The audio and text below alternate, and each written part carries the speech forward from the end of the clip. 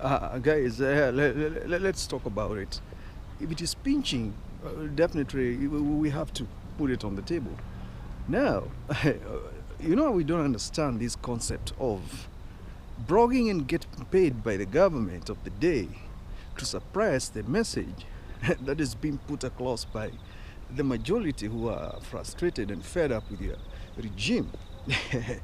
Can this narrative come to an end? Because uh, foolishness and political stupidity, the time is over. There's no way you can be a blogger and you blog to influence the narrative of suppression. Why? Why should you do that? And the system is also oppressing you and pulling you down and putting you in a state of dilemma. You too, you are camouflaged in life and shortchanged. And you have a delightful constitution in place that is actually embracing your rights and dictating the way things should be done. Sometimes we don't think, like, for instance, what is happening right now. Tomorrow is a very big day in Kenya. People are demonstrating for injustices and against bad governance. But a few people calling themselves government bloggers are being paid to push the narrative of suppression or degrading the morale of the people who are suppressed by minority capitalist and imperialistic regimes with the catalyst of the Western ideology. This is not going to happen, and they should read the signs on the wall. People are fed up.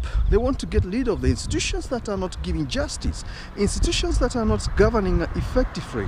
Equitable societies is the leverage of the modern society, and that is where everybody is catapulting himself to catalyze to that formula in order for him to be able to survive these hard times whereby we cannot have a few who owns everything and majority who are poor and beggars in this society. The population is exploding, and if this population is exploding, definitely you will not suppress it to an extent whereby it cannot find something dignified. We are not living honorably, and they will put you down because they will arm themselves with words, they'll arm themselves with ammunitions, they'll arm themselves with numbers, they'll arm themselves with the influence of the digital fraternity, the social media networks, and they'll take you down. That is what you should understand. I don't know why African regimes and the leaders in power think that tyrannical is going to be a tyrannical authoritarian dictator. You are going to catapult yourself to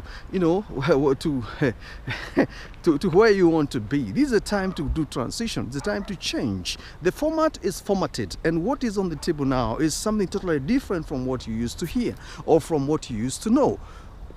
That is a fact, and to make them understand is going to be very difficult. It's like what's happening in Russia. Russian bloggers, the moment sanctions were imposed by the Western imperialists, they had to look for alternative means of getting the bloggers out of Russia so that they can blog and push the propaganda narrative against how bad things are in Russia and be paid in dollars. And once they are paid in dollars, what next? You pack your bags out of Western nations and you go back to Russia. The same situation is happening here in Kenya. And to prove this point, the government bloggers must stop the bullshit. What they're putting across is not something that is going to be erased from the internet of things. We need to understand what you do today. If you are hooked to the internet, it is gonna come back and hit you back. We should understand that narrative. And patriotism is not bought by inability to provide. It is bought by genuinity. You have to be honest with yourself. Like now, why do you think many Kenyans are blogging from far? It's simply because they are victim of circumstances back home and they don't want to support a regime that is failing. Same period. Understand this, and then you let things move. We are going to have what you call transition in Africa, and it is going to start with Kenya. If you observe what is happening in Kenya, it has spread all over the world. Bangladesh, they have done their shit. It's done. Kumalo, wamemaliza hiyo kitu. It is gone. It will never come back. So now they are going to set new constitution, new regime, new leadership that is democratic. And everything in Bangladesh is going to be something, important, in the life of the generations to come. Same case should happen to what is happening in Kenya. It is gonna come back. They need to go back and finish the business. Once they finish the business, they establish the new government, things gonna get better, and it's going to set a good example. Unlike what I saw in Nigeria, Recently, they organized demos and then they were crushed. How are they crushed? Millions of women came on the street, and instead of achieving the mandate of the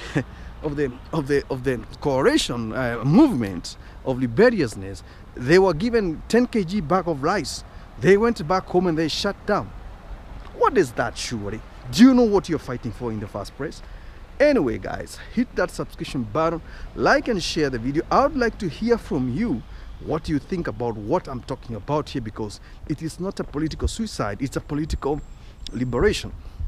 And this liberation cannot just take place when people are not busy advocating for its existence. So that's what people should understand. And if they don't understand, we have to make them understand where we get things wrong.